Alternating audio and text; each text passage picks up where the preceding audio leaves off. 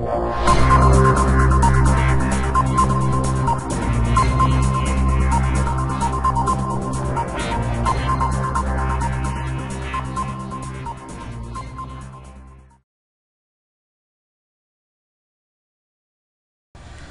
one and all, and welcome to PLR Powerhouse. Thank you for purchasing this product. It's designed to teach you how to take your own PLR business from the bottom to the top, making it profitable, getting customers, getting subscribers, and essentially making money from PLR products. We've got a lot to cover, so let's go ahead and get started.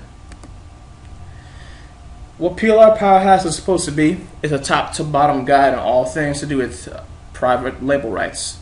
We'll be going over topics such as what are product rights in particular, along with private label rights.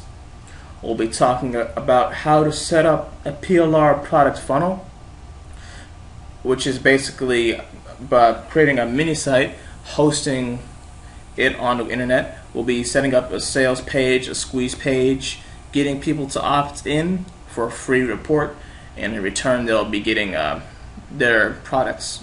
We'll be talking about, again, how to create that mini site and editing existing mini sites for your PLR product, because not only will we discuss creating PLR products, we'll be talking about buying and rebranding other people's PLR products, and it's all legal. We'll talk about working with PLR ebooks and video, which are the two main staples of most PLR courses. We're going to discuss creating a squeeze page and setting up autoresponder emails, because in order to set up a squeeze page, you're going to have to get a free report, place it, and offer it as a lead magnet. When buyers come and opt in to get their free report, we'll then send them autoresponder emails so that they can then choose to purchase if they want extra products.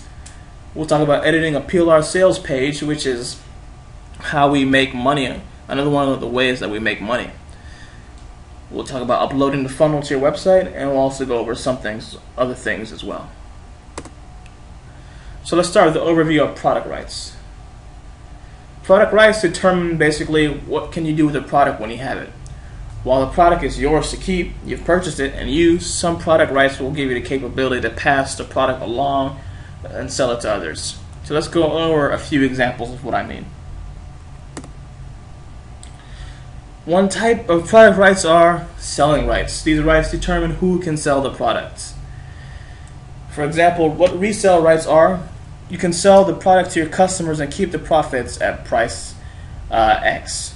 Here's an analogy. If I create a gardening guide called a Gardening Guide 2012 and price the product at $9.95, I then turn around and sell you that guide with resale rights, which means you purchase it from me at $9.95, and then you can turn around and sell it in your store. So basically all it would take would be one sale from one customer for you to break even on my guide. Then anything after that is profit for you. There's also master resale rights. That means you sell a product to your customers, and you also sell the rights for them to sell it to their customers. An analogy would be if I had a skincare guide called Skincare Guide 2012, turned and sold it to you, a shipment of it to you in your store, you could turn around and sell it to customers who then could sell it in their stores as well. So basically, in other words, master resale rights are: I can sell resale rights to my customers, and you can sell resale rights to your customers. Next are private label rights. What private label rights are is that you have the right to sell a product to your customer. You can modify the product however you want, and you can put your own name on it if you like. An analogy would be if you bought a shipment of cookbooks from me with blank labels, you'd then add a few of your own recipes and sell the new books under your own brand name. So if I had an Italian cookbook, you could take it from me, add a few of your extra recipes, put your name on it instead, give the guide a new name, put some new images or whatever you want, and you can just sell the reformatted book under your own brand name. Next up are usage rights. Usage rights define how you can use a product when it's in your possession. Non-transferable usage rights mean you cannot transfer whatever your rights you receive with the product to your customers. That means if you bought a guide with non-transferable private label rights, your customers do not receive those same private label rights. The buck stops with you. Next up are personal usage rights.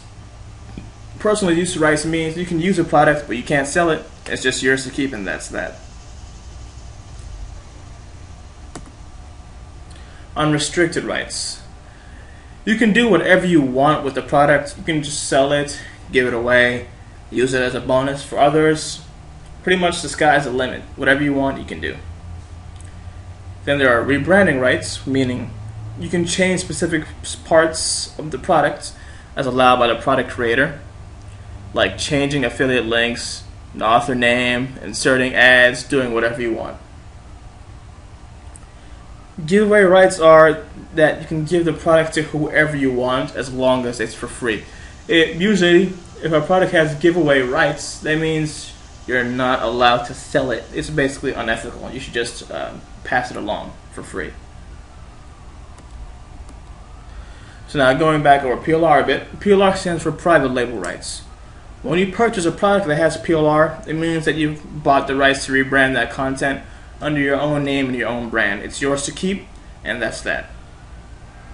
And that means afterwards you then have the ability to sell it, give it away, distribute it, modify it, whatever you want.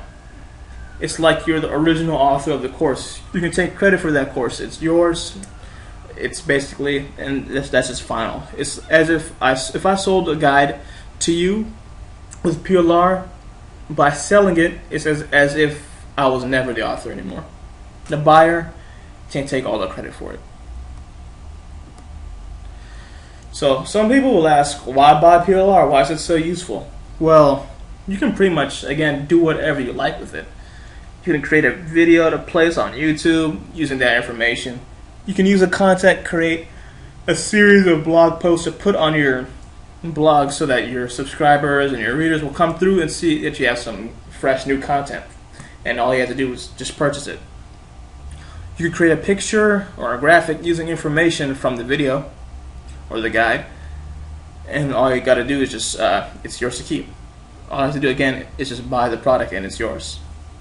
You can educate yourself on a new topic with the information inside, or you can give the product away in all its entirety as an incentive for your mailing list. People like to get free stuff, and if you just offer a free course like that, a lot of people will be happy you did. And of course, there are more things you can do with it on top of that. You can break up the tips inside to place into your email autoresponder. You can distribute it to article directories to get backlinks. You can edit the guide to make it into a book. You can sell it as a Kindle book on Amazon, which is a great way to make money as well. And you can change the affiliate links of the guide and distribute it. And there are even more things you can do on top of that. So what do you usually get with private label rights products? Well, that depends on the seller, really. It varies from seller to seller. Each person will offer something different most of the time. But what you will usually get are different formats of documents and files, like ebooks, articles, videos, graphics, templates, lots of different stuff. It's basically you get, not only do you get the finished product, you get all sorts of ways to monetize that product and things that go along with that product.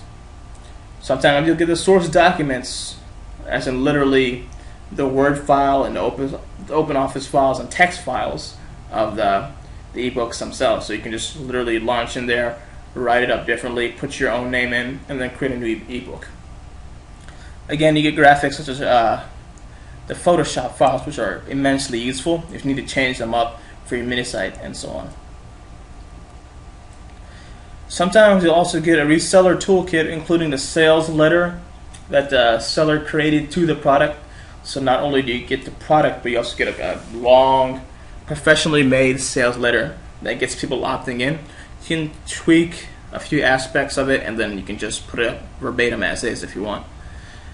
PLR products some of the time or so with autoresponder emails and mini-site graphics and templates. Autoresponder emails are great.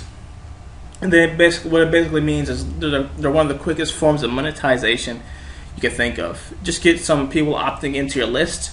The autoresponder emails are dispatched automatically, and you get some buyers. It's pretty passive and pretty easy. You're getting the whole package you need to make money with the product. Some folks will ask, is PLR a good business model? Should they be investing their time into it? Because of course there's so many different ways to make money online. I would say, of course, PLR is a great way to make money online. So people like to claim, oh, PLR is old news, it's finished. That couldn't be further from the truth. There are plenty of people out there who make full-time income just from selling PLR products alone. People always need fresh content. Blogs will need content for their posts and so on. Wherever you look, some people need YouTube videos for their vlogs, and so on and so forth. There are more sellers of PLR products today than there were a few years back. But yes, there are also more buyers and more niches, so it really balances out in the end. So when you ask is competition high, all you need to do to not worry about that is release your own product. Why is that? By releasing your own products and your own unique content, it's more popular and gets more buyers. People like to buy unique stuff. Some marketers will buy content in one niche from several different vendors. Fresh content is always at a premium. An alternative that you can do is rebrand other people's old products as well, because that helps a lot with speed. If you can just rebrand someone's product and just sell it as is, when basically you only made a few surface edits, people will treat it as if it was a new product all over again. So that's the main importance of rebranding. Rebranding is really quick, it's really fast. All you got to do is pick up someone else's PLR product, add in some new information, make a few surface edits, put your own stamp on it, and you're done. It's better to create your own PLR product than it is to sell another person's verbatim. People are more excited for original stuff. You can't, if you create your own original course, people always want to buy it just to see what's new. As well, competition is lower. It's a lot easier to sell unique product X than it is to sell something that has already been on the market for a few months. Competition, again, is lower. If less people are selling your product, you can sell a lot more of yours. You can promote your own brand, increase your product portfolio on top of that. And finally, it's just quicker. You have extra content to add to your own product, mix it up, toss it out. It doesn't take very long at all.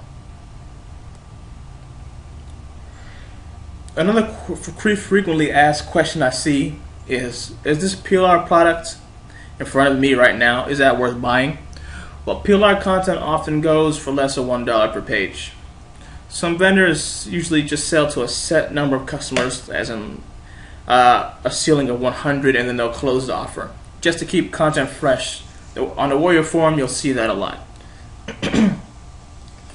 Other sellers will sell until sales will just trickle down to a few. Basically, whoever wants to buy it, they can come get it, and then they'll finally take the offer off the web. PLR software and plugins, usually they're great deals. They'll sell for pretty cheap prices. In other words, I've seen plugins that usually you can look around. On some sites you'll find that plugins are sold for anywhere between $47 to $67 in some cases. PLR products and PLR plugins, I've seen them go for as little as $1. I'm not kidding. And some of them will go for around $5. It's basically, if you look around for it, you can find it for varying prices. So just you can always get a better deal if you look carefully. Again, there's a lot of PLR stuff on the internet. There's plenty of stuff out there. And if you're focused on should I buy this or not, focus on material that is well written and well researched. If it's poor content, it's unhappy readers, unhappy subscribers, unhappy customers. So if you're buying this to share with others, think about would they appreciate it. If you're buying it for your own exclusive access, it's a different story. It depends on would I prefer this format to be in video, or am I more of a reading person? It depends on you. But I would always argue that the content needs to be up to date and relevant. If it's from 2007 or 2008, don't bother buying it. It's just out of date. It's out of touch.